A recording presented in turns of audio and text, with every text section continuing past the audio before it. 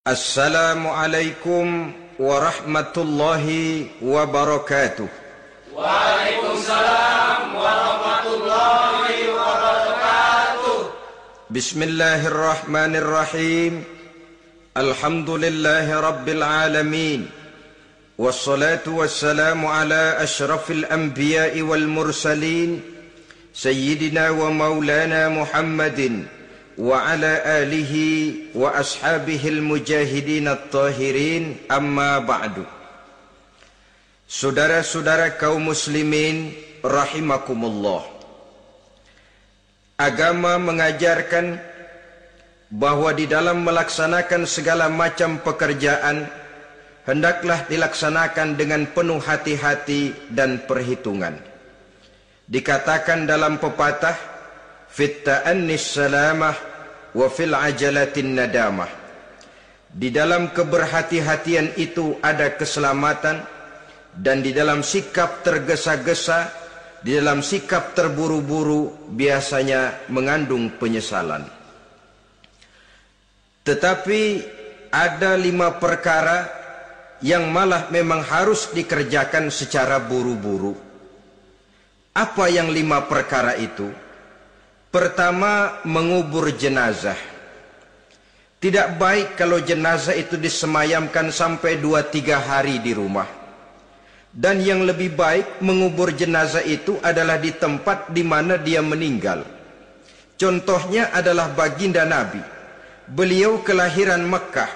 Beliau wafat di Madinah, maka di Madinah itulah beliau dimakamkan dan bukan di kota Mekah. Karena prinsipnya agama menginginkan kemudahan dan tidak menginginkan kesukaran.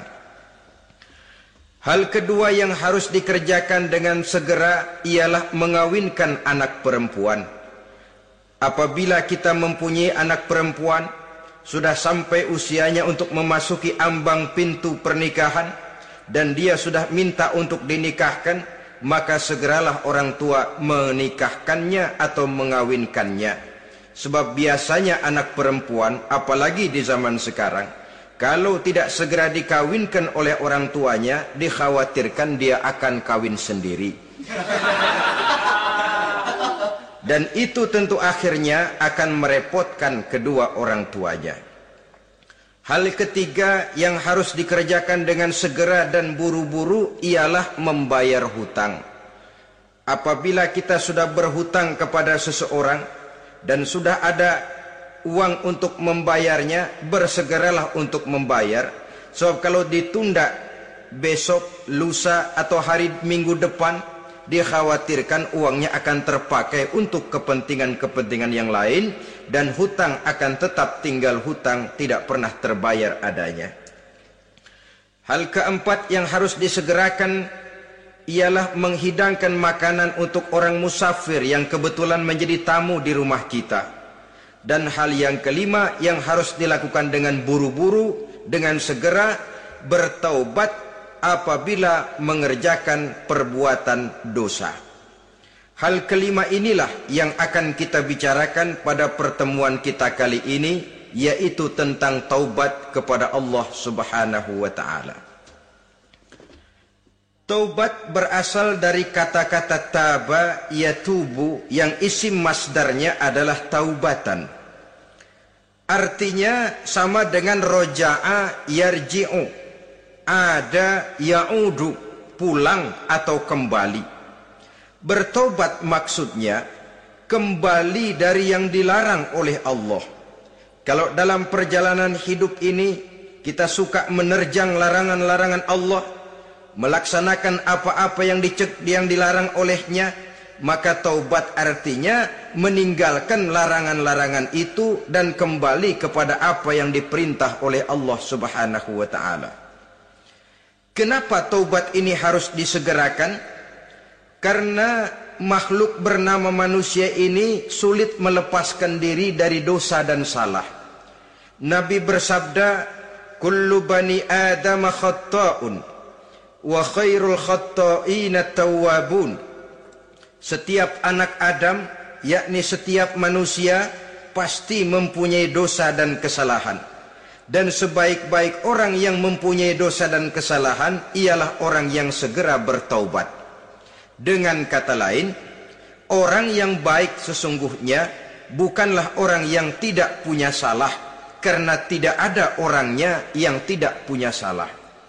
Tetapi orang yang baik adalah orang yang apabila melakukan kesalahan, dia segera sadar, dijadikannya kesalahan itu sebagai pelajaran untuk tidak diulanginya lagi pada masa-masa yang akan datang. Inilah yang digambarkan oleh Allah Subhanahu wa taala dalam surah Ali Imran ayat 135. Walladzina iza fa'alu fahishatan, dan orang-orang yang apabila mereka terjatuh ke dalam perbuatan dosa, au zalamu anfusahum, atau berbuat zalim kepada diri mereka sendiri, dzakarullaha fastaghfaru lidzunubihim, mereka segera ingat kepada Allah dan memohon ampun terhadap dosa yang pernah mereka kerjakan. Saudara-saudara kaum muslimin rahimakumullah, sejak awalnya iblis memang sudah memproklamirkan diri di hadapan Allah Subhanahu wa taala. Apa kata iblis? Ya Rabbi wa izzatika la azalu aghwi bani adama ma damat arwahuhum fi ajsadihim. Ya Allah, demi kemuliaanmu saya bersumpah, kata iblis, saya akan selalu memperdayakan anak-anak Adam, saya akan selalu menggoda manusia selama ruh mereka masih ada di dalam jasad mereka. Jadi selama ruh masih ada di dalam jasad, selama itulah iblis akan selalu berusaha menggelincirkan manusia untuk jatuh ke tempat-tempat salah dan ke tempat-tempat dosa. Tetapi kemudian Allah juga memberikan jaminan. Allah menjawab proklamasi iblis ini, wa izzati wa jalali ya mal'un la azalu aghfiru lahum mastaghfaru. Demi kehormatanku, demi kemuliaanku, hai mal'un, hai yang terkutuk, hai iblis, kalaupun engkau selalu memperdayakan manusia, kalaupun engkau selalu menipu dan menggoda mereka sepanjang ruh mereka masih ada di dalam jasad, aku akan senantiasa memberikan ampun kepada mereka sepanjang mereka memohonkan ampun kepadaku. Inilah jaminan dari Allah Subhanahu wa ta'ala. Saudara-saudara kaum muslimin rahimakumullah, oleh karenanya apabila kita berbicara tentang taubat, artinya kita berbicara tentang tingkah laku kita dalam kehidupan sehari-hari. Apa yang harus kita lakukan untuk sempurnanya satu taubat? Pertama, menyesal terhadap dosa yang pernah kita lakukan. Kadang-kadang ada juga orang bertaubat, tapi bukan nyesal terhadap dosa yang dia kerjakan, malah puas katanya. Dia ngomong sama teman-temannya, saya dulu zaman muda sudah kenyang judi, kenyang zina, kenyang mabuk-mabukan, sudah puas. Sekarang tinggal benernya saja, saya sudah taubat. Taubatnya sih bagus, tapi puasnya itu yang jelek. Kenapa harus dikatakan puas? Bukan puas, menyesal. Menyesal saya dulu. Kenapa hanyut terjebak dosa? Kenapa tenggelam di meja judi? Kenapa tenggelam di minum-minuman keras? Kenapa hanyut kepada perbuatan munkar dan maksiat? Saya menyesal sekali. Menyesal diperintah dan bukan malah puas. Dari rasa menyesal ini nanti timbul hal yang kedua, yaitu berniat tidak akan mengulangi lagi perbuatan dosa. Kalau menyesal tapi masih diulangi lagi, itu belum taubat yang sebenarnya. Saya kapok, menyesal, tidak mau minum minuman keras lagi. Besok tidak ada minuman keras, malah pusing, nyari kesana kemari. Itu belum taubat yang sebenarnya. Jadi setelah menyesal, berniat tidak akan mengulangi lagi perbuatan dosa itu. Kalau menyesal tapi masih diulanginya lagi, itu sama saja dengan main-main. Saudara-saudara kaum muslimin rahimakumullah, Barangkali itu yang orang namakan dengan taubat sambal namanya. Kita kalau makan nasi pakai sambal, pedesnya bukan main, repot, marah, ngomel. Gila, sambal pedes bukan main, taubat sama sambal. Taubat sama sambal katanya. Tapi 2-3 hari kemudian dia makan lagi, nggak ada sambal, nyari.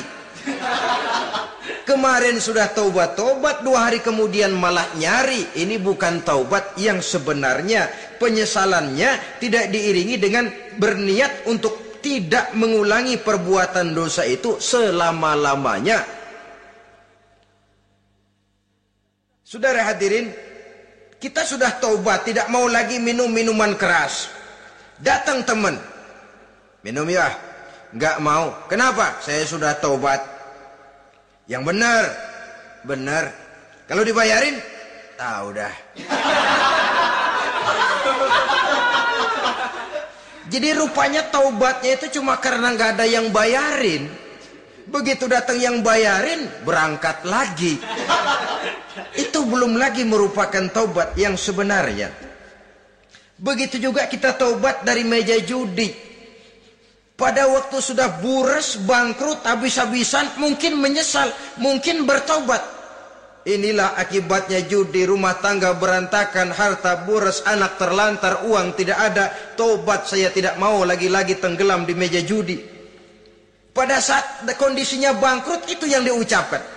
Tapi 2-3 hari, 4-3 minggu, 1 bulan kemudian rezekinya banyak, makmur lagi, usahanya maju lagi, lupa lagi dia kepada ucapan sebelumnya, akhirnya sedikit demi sedikit tenggelam kembali di meja judi. Ini pun belum merupakan taubat yang sebenarnya. Jadi untuk sempurnanya taubat, yang pertama menyesal terhadap dosa yang telah dilakukan, yang kedua berjanji tidak akan mengulangi lagi, kemudian yang ketiga meninggalkan perbuatan jahat itu untuk selama-lamanya. Dengan kata lain, kalau memang taubat tidak mau minum lagi, talak 3 itu minuman keras. Kalau memang niat tidak akan berjudi lagi, talak 3 itu segala macam bentuk perjudian, meninggalkan perbuatan jahat. Yang keempat, menunaikan semua fardu dan kewajiban. Sebab barangkali pada saat kita tenggelam dalam dosa, perintah-perintah Allah, jangankan yang sunnah, yang wajib saja sering kita lalaikan. Maka apabila diri telah berniat melaksanakan taubat, maka tunaikan semua kewajiban yang disyariatkan oleh agama kepada kita. Yang kelima, meminta halal kepada para lawannya dengan termasuk mengembalikan hak milik orang lain. Ini kalau menyangkut hukukul adamiyin atau hak-hak manusia. Jadi kalau kita berdosa kepada sesama manusia, Allah belum akan menerima taubat kita kalau kita belum minta maaf kepada yang bersangkutan. Adapun kalau kita sudah minta maaf tapi yang bersangkutan tidak mau memberikan maaf, itu urusan dia kepada Allah. Urusan kita adalah meminta maaf kepada yang bersangkutan. Hal yang keenam, mendidik atau melatih diri untuk bertaat kepada Allah. Sebagaimana kita dulunya telah melatih diri, memperturutkan diri untuk berbuat durhaka. Lalu memperbaiki yang dimakan dan yang diminum. Itu juga merupakan ciri dari orang-orang yang melaksanakan taubat kepada Allah Subhanahu wa ta'ala. Kemudian apalagi memperbanyak istighfar di dalam kehidupan. Disabdakan oleh Nabi, inna likulli da'in dawa'un wa dawa'u zunubi al-istighfar. Sesungguhnya segala macam penyakit tentu ada obatnya, dan obat dari segala macam dosa adalah istighfar. Saudara-saudara kaum muslimin rahimakumullah. Jadi kalau yang terdahulu merupakan perbuatan-perbuatan konkret, maka yang terakhir ini taubat dalam bentuk ucapan berupa memperbanyak istighfar, memohonkan ampun kepada Allah Subhanahu wa ta'ala. Mari kita lihat. Dalam teladan hidup kita, manusia yang hatinya paling bersih, tidak lain adalah Rasulullah sallallahu alaihi wasallam. Beliau sudah mendapat jaminan ampun dari seluruh dosa.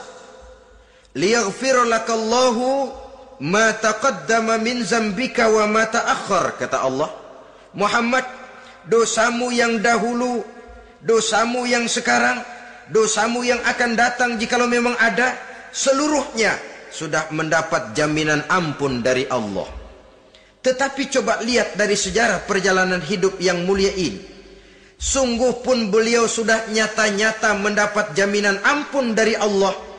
Beliau mengatakan, ayyuhan nas, tubu ilallah, fa inni atubu fil yaumi mi'ata marrah. Wahai manusia, bertaubatlah kepada Allah, maka sesungguhnya saya, kata beliau, dalam satu hari bertaubat 100 kali kepada Allah. Dalam riwayat yang lain, sab'ina marrah, 70 kali beliau mengucapkan istighfar minimalnya dalam sehari semalam. Orang yang sudah nyata-nyata mendapat jaminan ampun dari Allah ini, satu hari satu malam istighfarnya minimal 70 kali. Apatah lagi kita yang nyata-nyata belum mendapat jaminan ampun dari Allah. Di dalam satu hadis diriwayatkan bahwa iblis laknatullah alaih pernah berkata, ahlaktun nasa bizzunubi wal ma'asi. Aku rusak dan aku hancurkan kehidupan manusia dengan dosa dan dengan segala macam perbuatan maksiat. Iblis menghancurkan manusia dengan menanamkan kegemaran berbuat dosa dan menanamkan kesukaan untuk bergelimang dalam dunia maksiat. Tetapi kemudian iblis mengakui, wa ahlakuni bila ilaha illallah wal istighfar. Tetapi kemudian terbalik, manusia menghancurkan aku dengan kalimat la ilaha illallah dan dengan istighfar, yakni mengucapkan astaghfirullahal azim. Inilah senjata pemungkas menghadapi upaya iblis untuk menghancurkan manusia.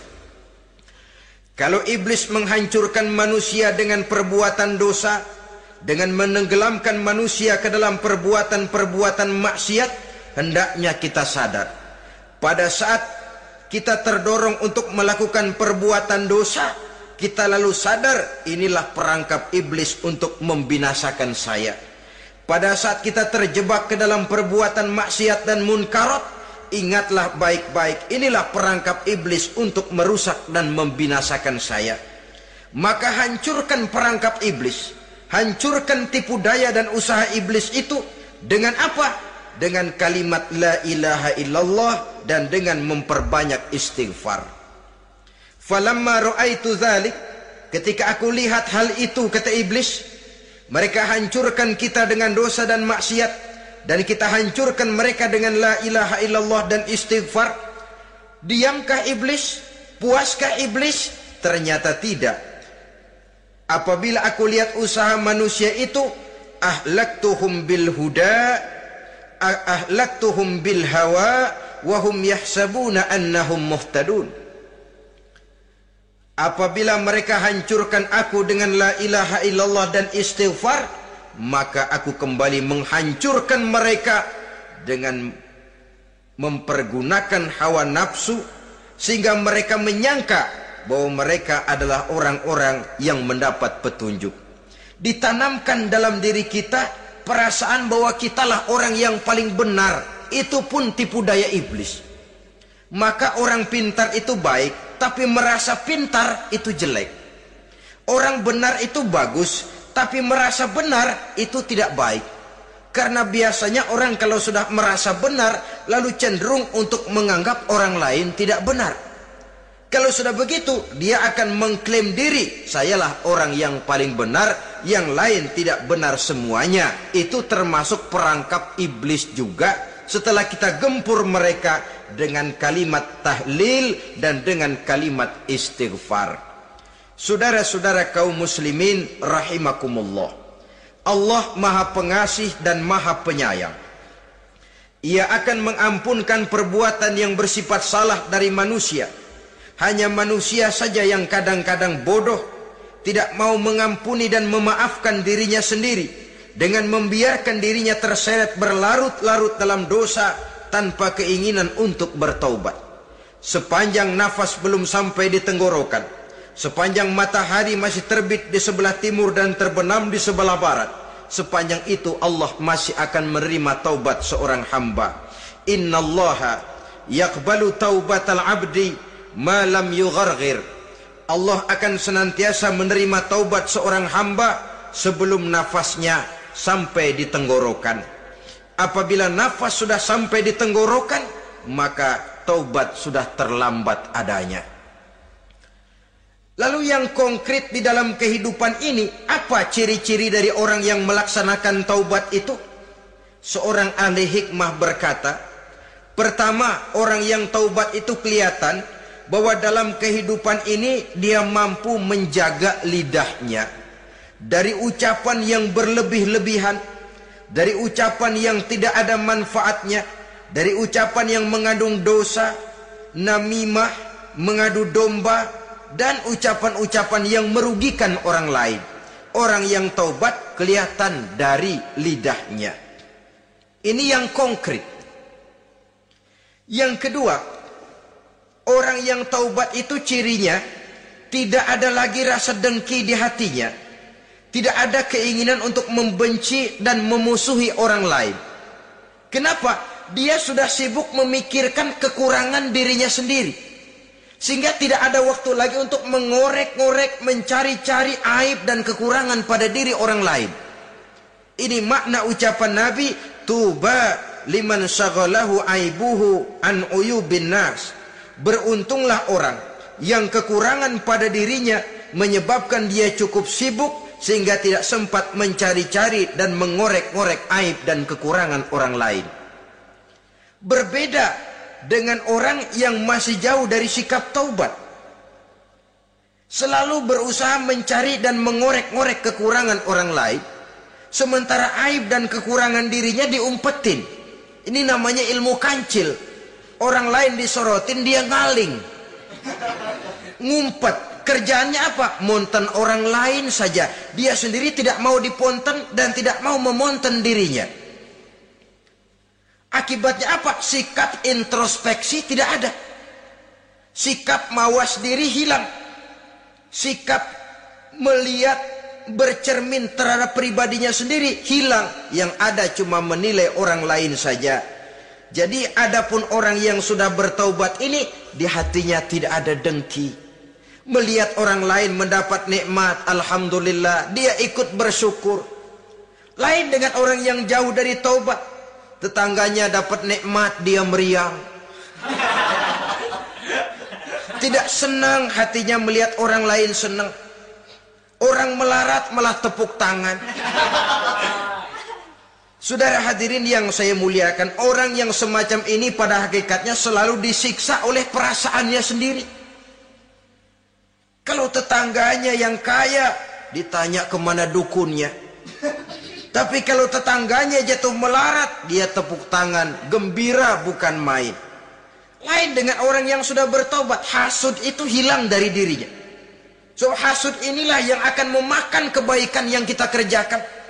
Kata Nabi, hasud itu bisa memakan kebajikan seperti api memakan kayu bakar. Allahu Akbar. Puasa kita, zakat kita, sholat kita, habis kropos dimakan oleh sifat hasud. Tidak terasa, tapi begitu kita punya sifat dengki kepada orang lain, maka sholat kita dimakan oleh dengki tadi, puasa kita dimakan oleh dengki tadi, segala macam kebaikan yang kita kerjakan dimakan oleh si dengki tadi, seperti api memakan kayu bakar, cepat sekali. Itulah sebabnya bagaimanapun banyak kebaikan yang sudah kita kerjakan, jangan bangga dan jangan lalai. Sebaliknya, bagaimanapun besar dosa dan kesalahan yang pernah kita lakukan, jangan putus asa dari rahmatnya Allah Subhanahu wa ta'ala. Jadi yang kedua, ciri orang yang bertaubat, di hatinya tidak ada dengki dan tidak ada rasa ingin memusuhi orang lain. Dia berhadapan dengan setiap orang dengan modal husnuzon, baik sangka kepada Allah. Tidak a priori. Kadang-kadang ada orang ketemu saja baru tapi sudah punya rasa jelek. Diperturutkannya suuzonnya. Yang ketiga, ciri orang bertaubat itu menjauhkan diri dari pergaul dengan orang-orang jahat. Sebab kita tahu bahwa pergaulan sangat besar pengaruhnya dalam ikut membentuk kepribadian manusia. Asyariku wa fi syarri syarrun.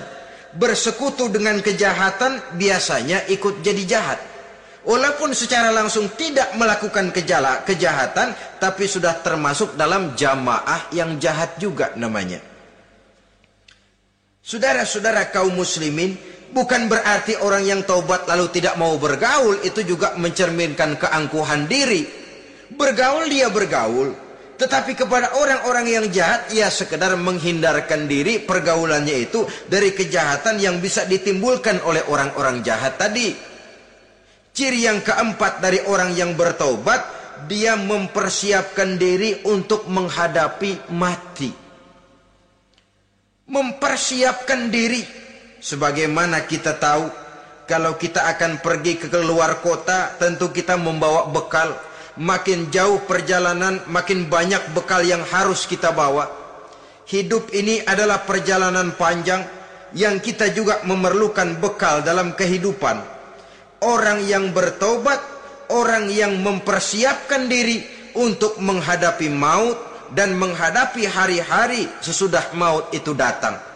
Menghadapi kehidupan di alam barzakh, menghadapi kehidupan di alam akhirat dan selanjutnya.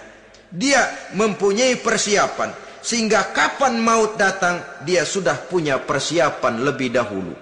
Saudara, kalau kita siap dipukul orang, pada saat pukulan itu datang, rasanya sakitnya agak lebih kurang daripada kita tidak pernah siap untuk dipukul. Walaupun bobot pukulannya sama, tapi kita akan lebih punya daya tahan kalau kita sudah siap. Oleh karena itu, orang yang bertobat, orang yang mempunyai persiapan untuk menghadapi mati. Tidak hanya untuk menghadapi mati, tapi juga menghadapi hidup di seberang kematian nanti. Maka karenanya dia sibuk dengan dunianya, tapi juga dia lebih sibuk dengan akhiratnya. Dia tenggelam dalam berbagai macam kesibukan dunia, lain saat dia memfanakan diri untuk membekali diri menghadapi kehidupan sesudah hidup yang sekarang ini. Ciri-ciri ini tentu akan kelihatan dari gerak hidup seseorang. Saudara-saudara kaum muslimin rahimakumullah. Jadi dengan kata lain, kalau kita kembali kepada surah Ali Imran ayat 135 tadi, apabila dalam kehidupan terjebak kita kepada perbuatan dosa atau zalim kepada diri sendiri, zakarullah, segeralah mengingat Allah, fastaghfaru li dzunubihim, dan segera memperbanyak istighfar, memohon ampun kepada Allah Subhanahu wa taala, sebab dosa dalam Islam hanya bisa ditebus dengan taubat. Bukan dengan uang, bukan dengan beras, bukan juga dengan piagam. Dosa dalam Islam hanya bisa ditebus dengan melaksanakan taubat kepada Allah. Dan untuk bertaubat tidak usah ngulur waktu. Besok saja, bulan depan saja, tahun depan saja, nanti saja kalau sudah agak sedikit tua. Ibarat diri kita ini kaca, kata Imam Ghazali, maka dosa adalah debu. Apabila kaca kena debu, sedikit nempel debu, lalu dilap, sedikit nempel debu, terus dilap lagi, insya Allah kaca akan tetap bersih. Tapi kalau kita menunggu debu sampai banyak, apalagi sampai berurat, berkarat, nanti akan sulit membersihkannya. Demikian hati manusia itu. Kalau sudah dihinggapi oleh dosa, ditumpuknya lagi, berkarat dosa dalam hati, biasanya berat untuk melaksanakan taubat. Untuk lebih meningkatkan pengertian kita tentang ciri dari orang-orang yang bertaubat, mari kita ikuti sebuah dialog yang pernah terjadi antara Rasul dengan para sahabat. Satu hari ketika sedang berkumpul dengan para sahabat, baginda Rasul bertanya, "Atadruna manit taib?" Saudara-saudara, tahu enggak saudara-saudara, siapa sebenarnya orang-orang yang bertaubat itu? Macam-macamlah jawaban para sahabat, tapi yang jelas akhirnya mereka berkata, Allahu wa rasuluhu a'lam. Allah dan Rasulnya yang lebih tahu siapa sebenarnya orang yang bertaubat itu. Atas jawaban ini baginda Rasul lalu menegaskan, pertama, man taba wa lam yata'allamil ilma falaysa bitaibin. Siapa orang yang mengaku bertaubat kepada Allah, lalu dia tidak mau mencari ilmu, tidak mau belajar, falaysa bitaibin, maka dia belum termasuk orang yang bertaubat. Jadi di sini jelas bahwa bukan hanya dari dosa kita bertaubat, juga bertaubat dari kebodohan. Dalam arti tidak membiarkan diri kita bodoh terus menerus. Dengan bahasa anak sekarang, bodoh tapi betah.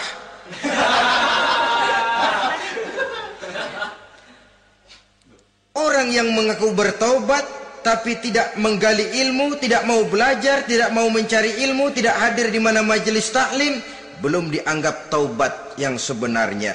Jadi grafik orang yang taubat itu kelihatan dari kesungguhannya mencari ilmu, menghadiri majelis taklim, menghadiri kuliah-kuliah, ceramah-ceramah dan diskusi-diskusi keagamaan.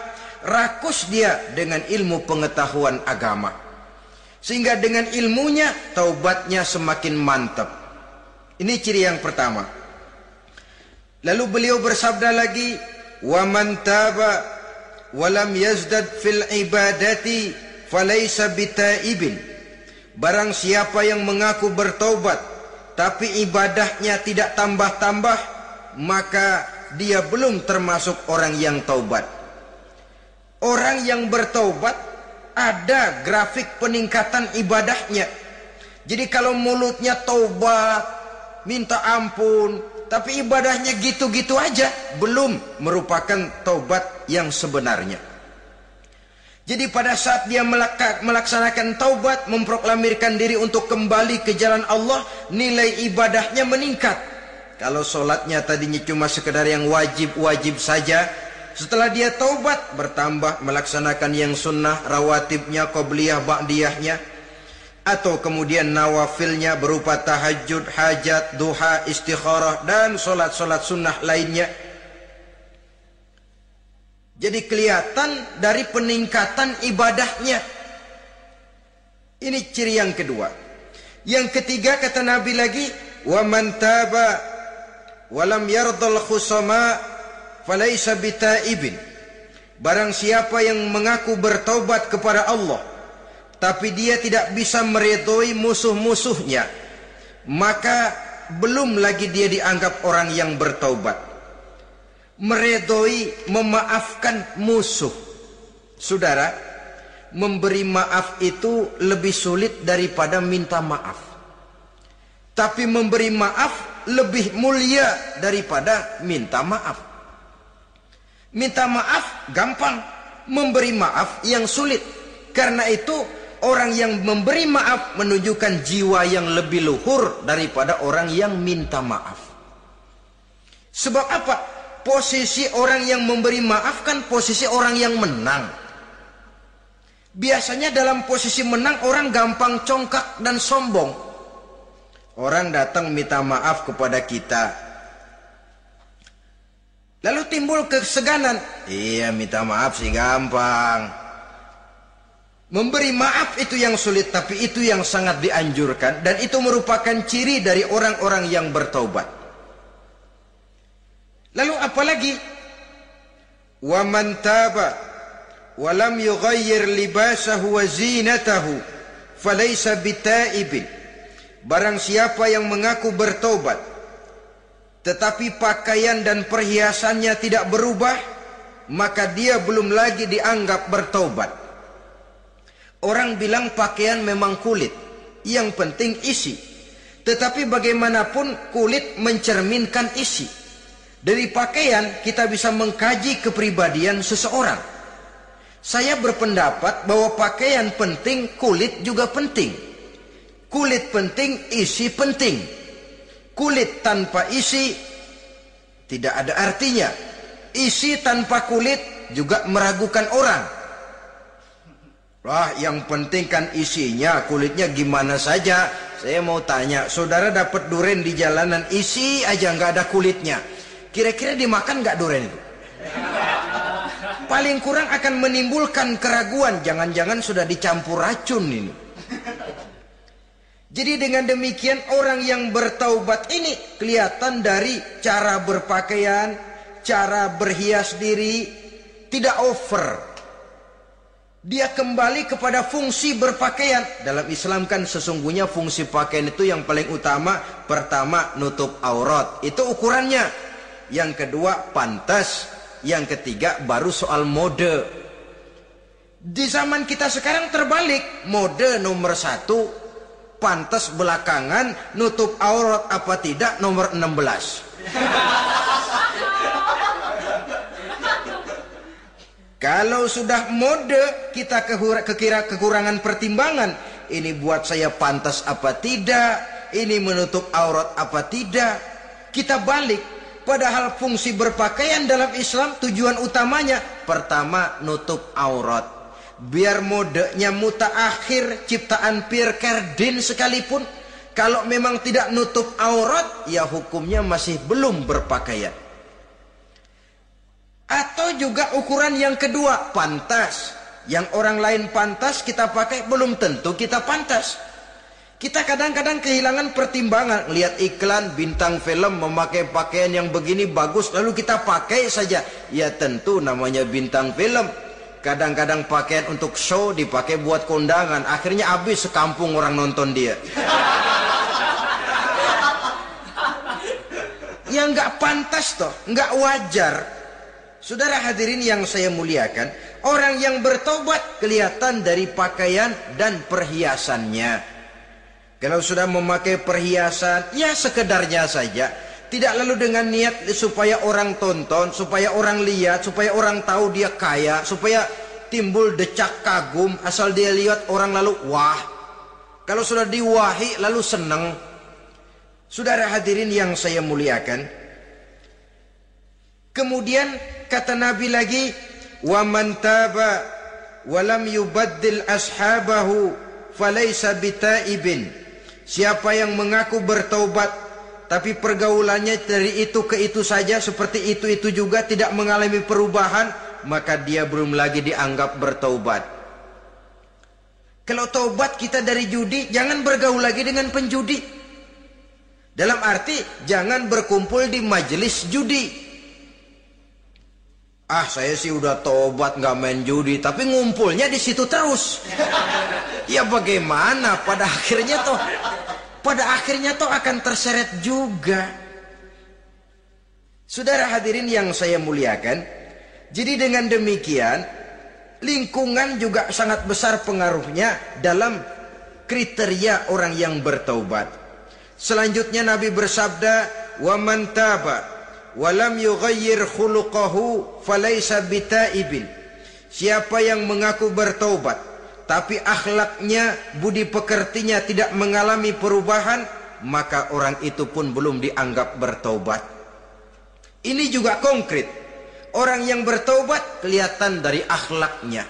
Kalau kemarin sama orang tua songong, kurang ajar, nyelongcong, maka setelah taubat dia berakhlak kepada orang tua. Kalau kemarin kepada anak muda menindas, tidak senang kepada anak muda yang maju, setelah dia taubat dia bisa menyayangi kepada anak-anak muda. Akhlak ini lain dengan adat, istiadat. Adat biasanya hanya memandang yang lahir, sedangkan akhlak zahir batin dipandang. Contoh, seorang anak muda kalau lewat di depan orang tua membungkukkan badan, menurut adat dia sudah sopan. Tapi menurut akhlak belum tentu berakhlak. Tergantung kepada niatnya apa membungkukin badan. Permisi apa ngina. Kan mungkin saja orang membungkukkan badan lewat di depan aki-aki karena menghina sebab aki-aki itu badannya udah bungkuk. Jadi gerakan zohir yang baik yang diiringi dengan niat yang baik, itulah cerminan daripada akhlak. Kalau adat terlepas dari soal niat. Asal zohirnya sudah oke, menurut adat, oke dia beradat. Niatnya apa? Adat tidak pernah menilai. Maka orang yang bertaubat pun kelihatan dari akhlaknya. Dan akhlak itu adalah keseluruhan tingkah hidup manusia. Cara berjalan ada akhlak, cara makan ada akhlak, cara duduk ada akhlak, cara tidur ada akhlak. Sehingga pantas ketika Siti Aisyah ditanya, Aisyah, Rasulullah itu akhlaknya apa sih? Beliau menjawab, karena Rasulullah khuluquhul Quran. Rasulullah itu akhlaknya Quran. Sehingga di kalangan ilmuwan lalu ada ungkapan bahwa Nabi Muhammad adalah Quran berjalan. Maksudnya seluruh konsepsi Quran sudah diterjemahkan dalam kehidupan Nabi. Maka tidak heran kalau Islam mengatur kehidupan manusia sejak yang sekecil-kecilnya sampai yang sebesar-besarnya. Cara berpakaian ada akhlaknya, kan begitu toh dalam Islam. Saudara diri di depan kaca, ngaca, ada akhlaknya, ada bacaannya. Allahumma kama hassanta khalqi fahassin khuluqi. Sampai saudara masuk ke dalam WC sekalipun ada akhlaknya. Karena akhlak adalah keseluruhan gerak hidup manusia. Orang yang bertobat kelihatan dari perubahan akhlaknya. Kemudian beliau bersabda, "Wa man taba wa lam yatwi firashahu wa bisatahu falaysa bitaibin." Siapa orang yang mengaku bertaubat tetapi dia tidak menggulung tempat tidur dan spraynya, maka dia belum dianggap bertaubat. Ini bahasa kinayah. Menggulung spray, melipat tempat tidur artinya lebih banyak ibadahnya daripada tidurnya. Kalau ngaku taubat tapi sehari 24 jam, 22 jam tidur, cuma 2 jam ibadah, ya belum mencapai kriteria itu. Dengan kata lain, orang apabila sudah memproklamirkan diri untuk taubat, menyingsingkan lengan baju, melipat spray, menggulung tempat tidur. Bukan berarti dia tidak tidur-tidur, tetapi bersiap diri untuk melaksanakan ibadah yang pada saat dia terjebak dalam dosa, sudah banyak ibadah yang ditinggalkannya. Saudara-saudara kaum muslimin rahimakumullah. Kemudian beliau bersabda pula, "Wa man taba wa lam yatasaddaq falaysa bitaibin." Barang siapa yang mengaku bertobat kemudian dia tidak menyedekahkan karunia yang diberikan Allah kepadanya, maka taubatnya belum lagi dianggap taubat yang sebenarnya. Faman istabana minal abdi hazihi al-khisal fahuwa taibun haqqa. Apabila nyata tanda-tanda ini pada diri seorang hamba, maka barulah taubatnya dinamakan taubat yang sebenarnya. Jadi untuk taubat itu ada 2 jalan yang bisa kita tempuh. Pertama, taubat dengan lisan, taubat dengan ucapan. Dalam artian apa? Memperbanyak istighfar. Istighfar yang mana? Yang mana yang mungkin saja. Kalau waktunya sempit, ya istighfar yang pendek-pendek. Astaghfirullah, astaghfirullah, astaghfirullah. Mau yang lebih panjang, astaghfirullahalazim allazi la ilaha illa huwal hayyul qayyum wa atubu ilaih min jami'il ma'asi waz zunub la haula wala quwwata illa billahil aliyyil azim. Ada waktu yang lebih panjang lagi membaca sayyidul istighfar. Tiap kali berbuat jahat, tiap kali diiringi dengan istighfar. Nah, ini yang bisa runtuh dengan istighfar ini dosa apa? Dosa yang ringan, dosa yang biasanya dilakukan oleh panca indera kita. Mata ini dosa mata, insya Allah bisa runtuh dengan istighfar. Ngelihat yang haram, cepat nunduk, astagfirullah. Habis nunduk jangan ngeliatin lagi. Di kadang-kadang ngelihat nunduk, istighfar, melotot lagi, istighfar lagi.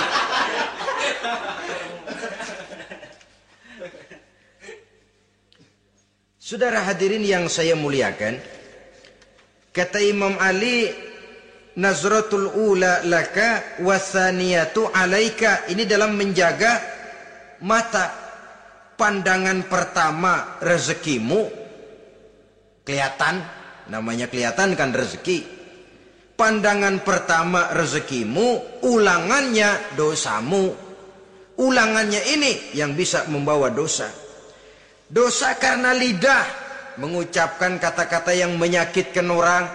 Dengan istighfar, insya Allah runtuh. Adapun dosa-dosa besar lainnya, tentu harus dengan perbuatan. Tidak cukup dengan sekedar istighfar saja. Perbuatannya apa? Itulah seperti yang sudah saya sampaikan pada ciri-ciri orang yang bertaubat tadi. Oleh karenanya, beruntunglah kita masih diberikan umur oleh Allah. Sehingga segala dosa dan kesalahan yang kita lakukan, kita masih punya kesempatan untuk mengadakan pemutihan, bertaubat kepada Allah. Nah, apa kemudahan yang diberikan Allah kepada orang yang melazimkan istighfar di dalam hidupnya? Pertama, kata Nabi, man lazimal istighfar, siapa orang yang melazimkan, membiasakan diri istighfar, diberikan keistimewaan oleh Allah. Pertama, ja'alallahu lahu min kulli dhikin makhraja. Allah akan memberikan jalan keluar untuknya dari segala macam kesulitan. Hidup ini kan problem. Makin tinggi status sosial, makin banyak urusan. Urusan akan selesai apabila hidup di dunia selesai. Kita menyangka orang lain lebih enak dari kita, padahal tiap orang punya urusan. Yang namanya enak barangkali persis seperti pelangi biang lala itu. Tidak pernah di atas kepala kita, di atas kepala orang lain saja. Begitu kita memandang keenakan dalam hidup ini. Petani bilang pedagang enak, pedagang bilang petani enak. Tapi begitulah keenakan itu. Orang yang melazimkan istighfar, dia akan diberikan jalan keluar dari segala macam kesulitan. Menurut perhitungan otak, deadlock, buntu, tidak sanggup lagi, entah bisa terwujud dan terlaksana. Allah memberikan jalan keluar dari segala kesulitan.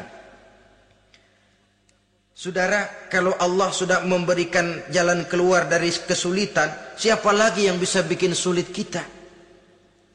Kalau Allah yang memberikan jalan keluar, everything is running well, katanya. Semua urusan bisa jalan dengan lancar. Tapi tanpa istighfar, jauh kita dari Allah. Jalan yang sudah lapang pun bisa jadi sempit. Urusan yang sudah nyata akan selesai pun bisa jadi injelimet. Dan jalan yang tadinya tidak berliku-liku pun bisa berliku-liku. Ini faktor yang di luar perhitungan matematis. Kita tidak mampu, Allah maha mampu. Menurut akal kita tidak mungkin. Kalau Allah mau, tidak ada yang tidak mungkin. Saudara-saudara, ini fasilitas pertama. Orang yang gemar istighfar diberikan jalan keluar dari segala macam kesulitan. Yang kedua, wa min kulli hammin faraja, diberikan kegembiraan dari setiap kesusahan yang dihadapinya. Ada saja faktor-faktor yang mendatangkan kegembiraan, yang mendatangkan refreshing di dalam kehidupannya, sehingga dia tidak lalu merasa jalannya buntu, tidak merasa kesulitannya tidak pernah terselesaikan. Dan yang ketiga, fasilitas yang diberikan Allah kepada orang yang gemar istighfar, wa razaqahu min haitsu la yahtasib. Allah akan memberikan kepada mereka rizki dari jalan yang tidak pernah mereka sangka-sangka. dari jalan yang tidak pernah mereka perkirakan sebelumnya. Saudara-saudara kaum muslimin rahimakumullah.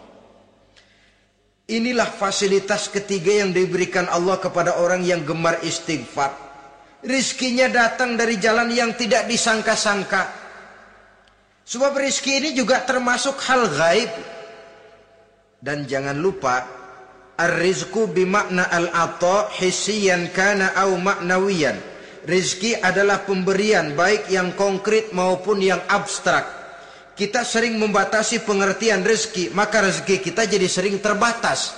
Menurut kita kan yang namanya rezeki cuma duit saja. Kalau bukan duit bukan rezeki.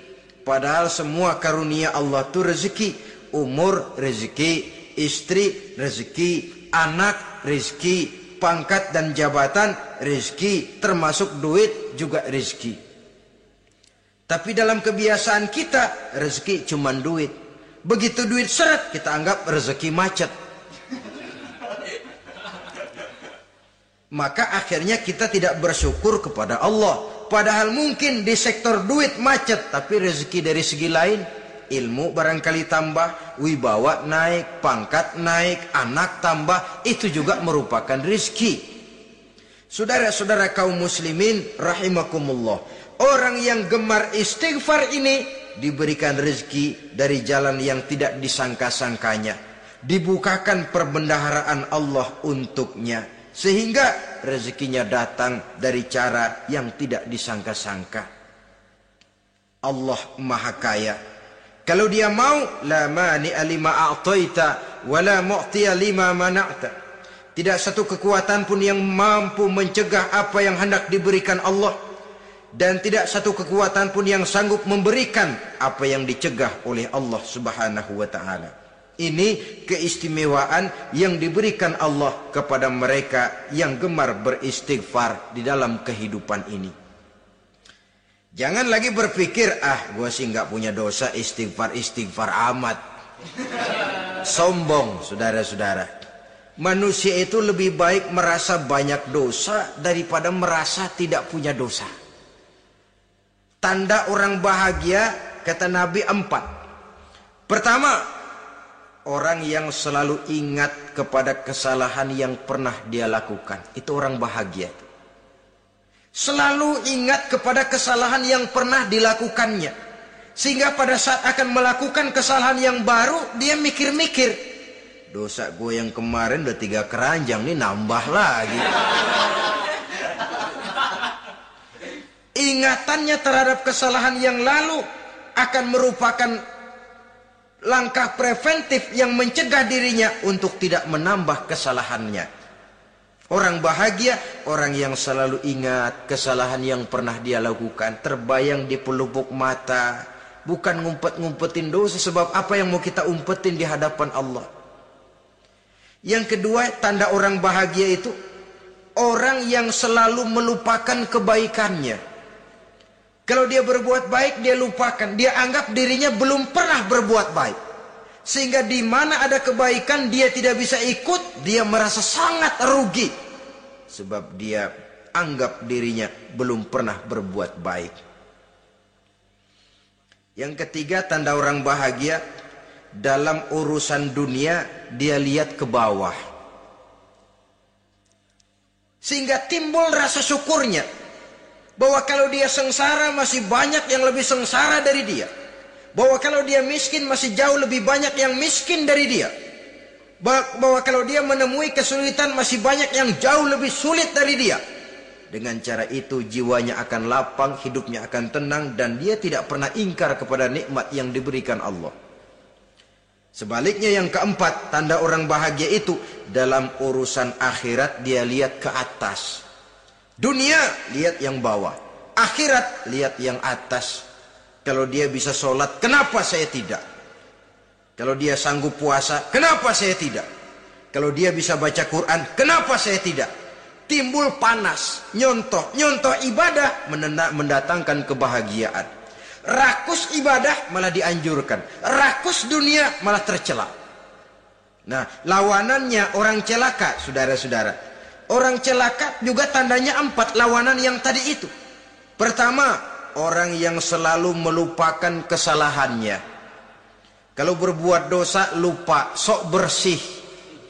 Alah, dosa gue mah dikit. Saudara hadirin yang saya muliakan, orang yang selalu melupakan kesalahan, menganggap dirinya bersih, akhirnya kalau ingin berbuat dosa nggak mikir-mikir. Tidak ada lagi yang ditimbang-timbang. Selanjutnya, yang kedua, orang celaka itu orang yang selalu mengingat kebaikannya. Akhirnya apa? Timbul sifat nepuk dada, membanggakan jasa. Lahirlah pahlawan-pahlawan kesiangan. Selalu membanggakan diri, nepuk dada. Kalau enggak saya, kalau enggak saya. Itu masjid, kalau enggak saya. Itu pesantren, kalau enggak saya. Itu umat, kalau enggak saya. Kalau enggak saya. Memangnya kalau enggak sampean kenapa? Orang yang celaka adalah orang yang selalu menghitung-hitung kebaikan yang pernah dikerjakannya. Keikhlasannya kurang, makin dia hitung, makin kurang nilai pahalanya. Makanya kalau berbuat baik, ya anggap saja buang sampah, gak usah ditengok-tengok, gak usah diingat-ingat, dan gak usah mengharap orang yang kita tempat berbuat baik akan membalas kebaikan. Saudara hadirin yang saya muliakan, yang ketiga, tanda orang celaka dalam urusan dunia ngelihatnya ke atas. Panasnya timbul. Syirik dan dengkinya naik. Rakusnya jadi.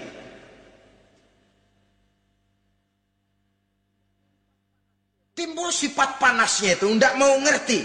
Kalau tetangga saya bisa beli kulkas, kenapa saya tidak? Kalau tetangga saya bisa beli motor, kenapa saya tidak? Kalau tetangga saya bisa beli mobil, kenapa saya tidak? Gaji nggak cukup, tuyul piara.